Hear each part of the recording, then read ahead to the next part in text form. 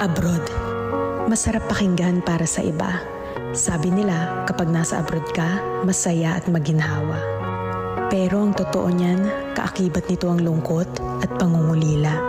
May mga panahong gugustuhin mo nalang sumuko, pero nangingibabaw ang tanong na, bakit ka nga ba nandito?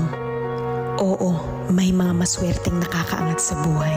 Pero aminin nating hindi lahat pinapalad na magkaroon ng magandang buhay. Basta tandaan mo, lahat nagsisimula sa pinakababa bago ka makarating sa itaas. Kapalit ng bawat paghihirap ay ang buhay na pinapangarap.